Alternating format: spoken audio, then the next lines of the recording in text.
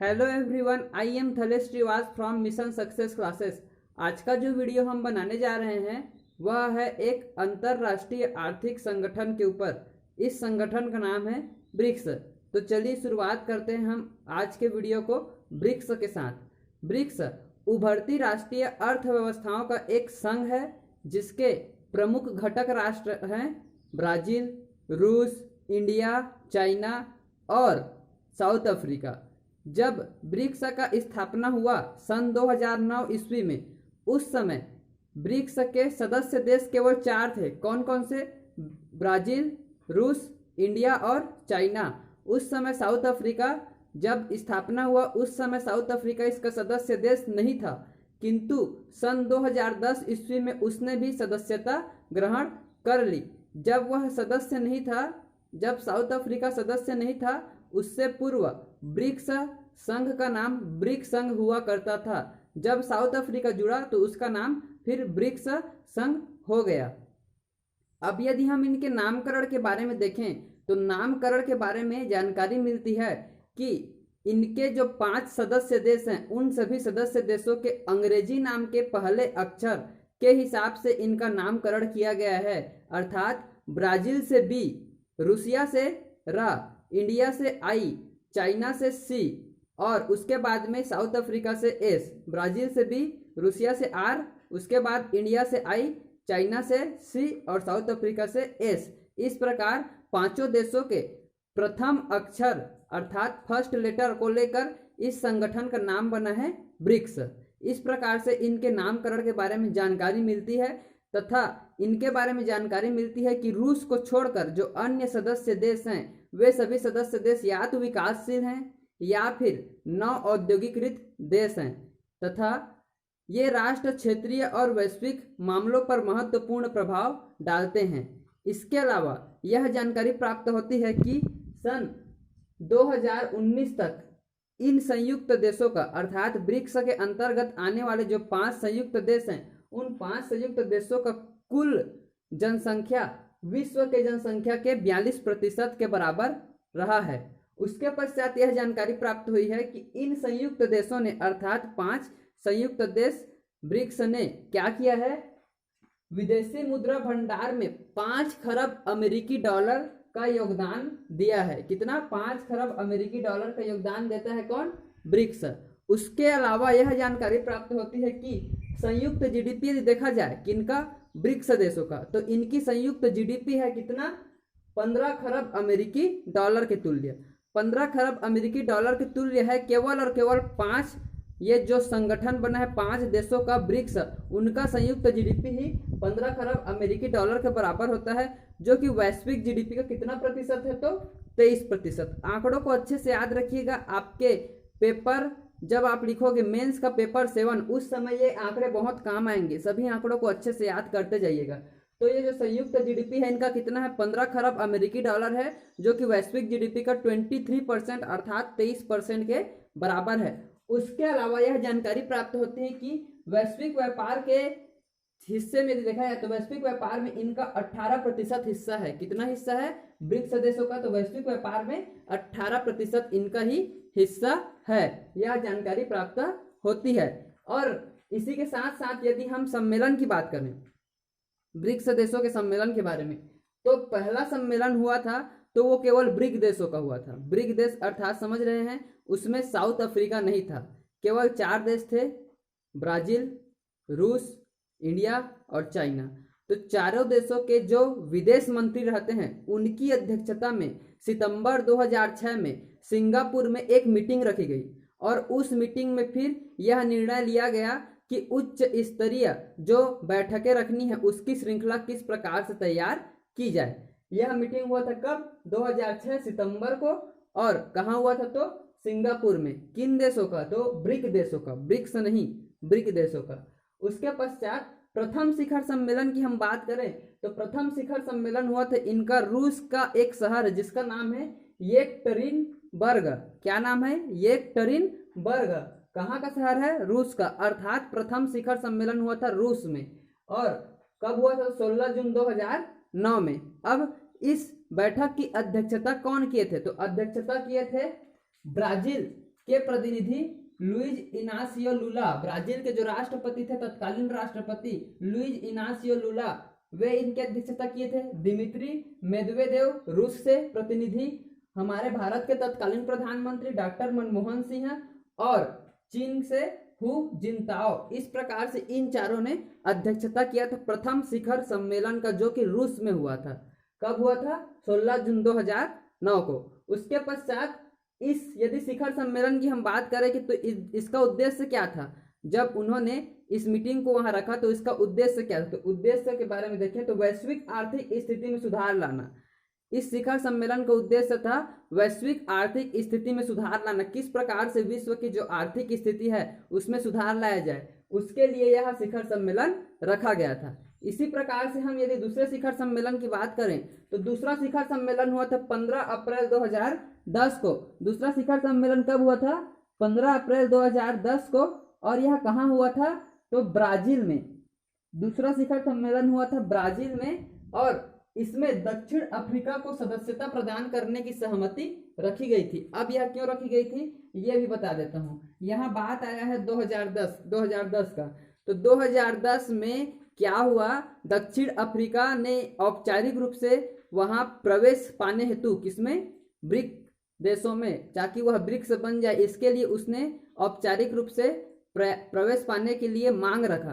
तो उस मांग को जब दक्षिण अफ्रीका ने रखा तो उस मांग को लेकर इस द्वितीय शिखर सम्मेलन में रखा गया कि दक्षिण अफ्रीका हमारे इस संगठन का सदस्य बनना चाहता है, इसके लिए क्या किया जाए। तो सबने सहमति प्रदान की कि हाँ उसको हम अपना सदस्य बनाएंगे। उसके पश्चात अभी तक देखिए जो प्रथम शिखर सम्मेलन हुआ है और द्वितीय शिखर सम्मेलन, दोनों शिखरों सम्मेलनों में केवल और केवल 4 देश अभी शामिल हुए हैं। 5वां देश यानी कि साउथ अफ्रीका भी शामिल नहीं हुआ है।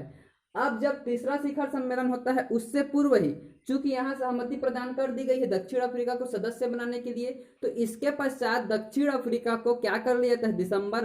दिसंबर 2010 में उसको ब्रिक देशों का यानी कि ब्रिक देशों का सदस्य बना लिया जाता है, जो कि ब्रिक्स से ब्रिक्स में परिवर्तित हो जाता है। उसके पश्चात जब तीसरा शिखर सम्मेलन होता है, कब?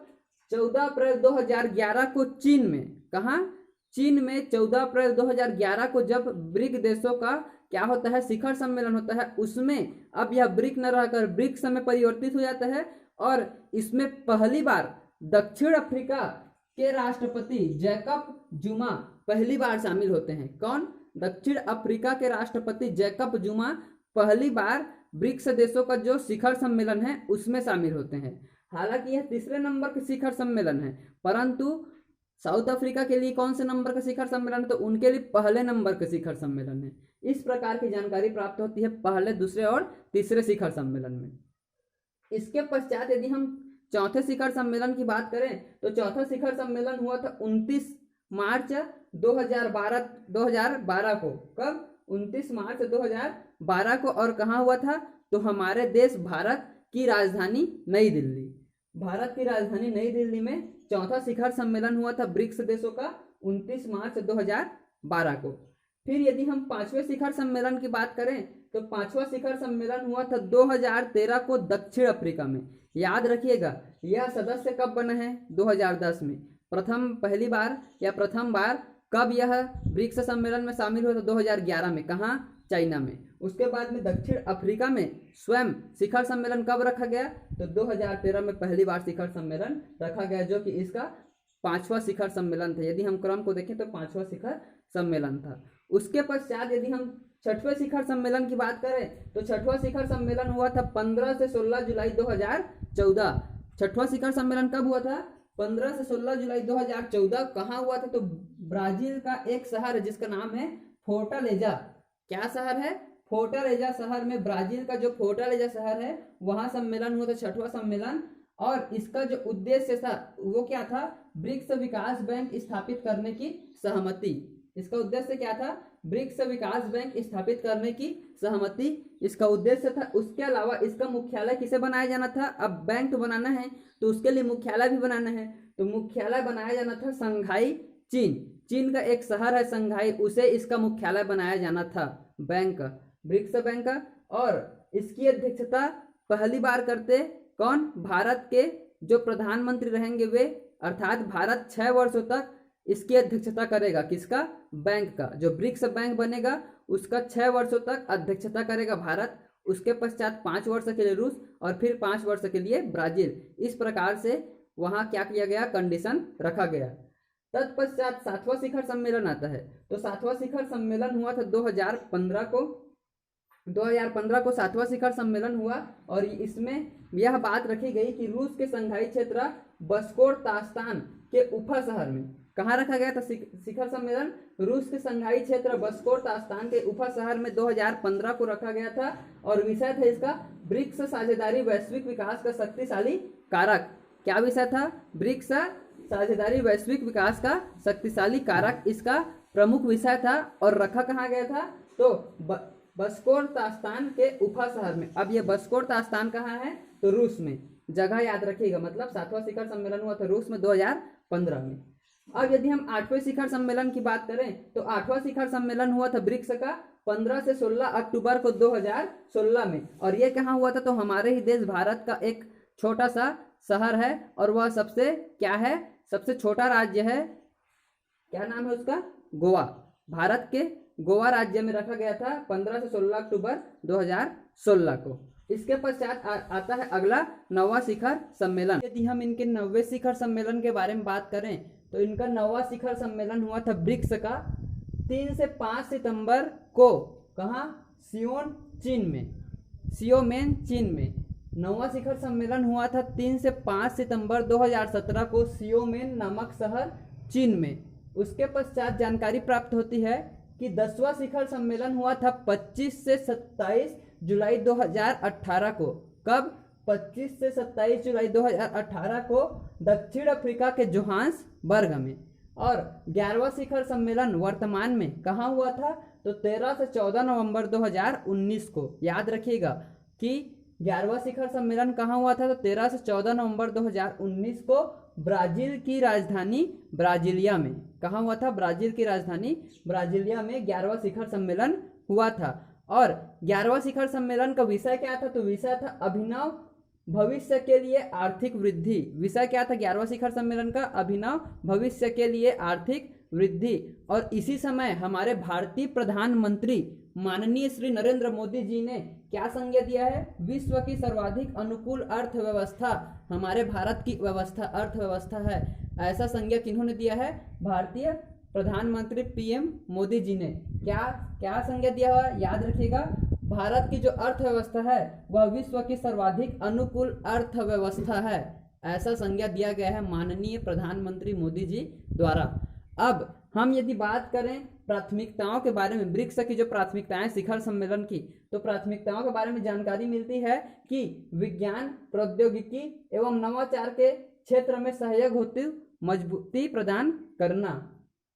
विज्ञान, प्रौद्योगिकी एवं नवाचार के क्षेत्र में सहयोग प्रदान करने हेतु मजबूती प्रदान करना। दूसरा, डिजिटल जो अर्थव्यवस्था है, अभी वर्तमान में पूरा डिजिटलीकरण चल रहा है प्रत्येक क्षेत्र में, चाहे वो शिक्षा का क्षेत्र हो या कृषि का क्षेत्र हो या कोई अन्य क्षेत्र हो, तो सभी क्षेत्र में डिजिटलीकरण चल रहा है, जिसके वजह से डिजिटल अर्थव्यवस्था के विस्तार को क्या करना? डिजिटल अर्थव्यवस्था के विस्तार को बढ़ावा देना, इसकी प्राथमिकता रखी गई थी। NDB new development bank and BRICS व्यापार परिषद के बीच तालमेल को क्या करना? प्रोत्साहित करना। उसके अलावा अंतरराष्ट्रीय अपराध जो ट्रैफिक है, कौन कौन से? कोई भी जो अंतरराष्ट्रीय अपराध होता है उन सभी अंतरराष्ट्रीय अपराध के विरुद्ध क्या करना? सहयोग लेना। प्लस पीएम मोदी द्वारा द्विपक्षीय वार्ता, इसी के अंतर्गत प्राथमिकताएं आई कि भारतीय प्रधानमंत्री मोदी द्वारा द्विपक्षीय वार्ता किया गया। किनके किनके साथ? तो भारत और ब्राजील के साथ, जिसमें 13 नवंबर को क्या किया गया था? ब्राजील के राष्ट्रपति बोल्सोनारो के साथ में जब द्विपक्षीय वार्ता हुआ तो उसमें उन्हें आमंत्रण किया गया गणतंत्र दिवस में आने के लिए, जिसमें उन्होंने 26 जनवरी 2020 में भारत के गणतंत्र दिवस में आने हेतु क्या कर दिया? अपना अनुमति प्रदान किया। उसी प्रकार से भारत और चाइना के मध्य द्विपक्षीय वार्ता हुआ, जिसमें चाइना ने भारत के प्रतिनिधि को वहां अपने देश में बुलाया। और तीसरा द्विपक्षीय वार्ता हुआ था भारत और रूस का। इस प्रकार से द्विपक्षीय वार्ता हुआ 11वें शिखर सम्मेलन 2019 के तहत। इसके अलावा ब्रिक्स बैंक जो बना, मैं पहले बता चुका हूं, ब्रिक्स बैंक, तो इस ब्रिक्स बैंक के अध्यक्ष जो बनते हैं वो प्रत्येक 5 साल में परिवर्तित होते रहते हैं। वर्तमान में जो ब्रिक्स के अध्यक्ष हैं वो कौन है? केवी कामत। याद रखिएगा, वर्तमान में ब्रिक्स बैंक के अध्यक्ष कौन है? तो केवी कामत। इस प्रकार से ब्रिक्स के बारे में, जो कि एक आर्थिक संगठन है, उसके बारे में हमें जानकारी मिलती है। इसके अलावा और अन्य कई अंतरराष्ट्रीय संगठन है जिसके बारे में हम आपको जानकारी देते रहेंगे।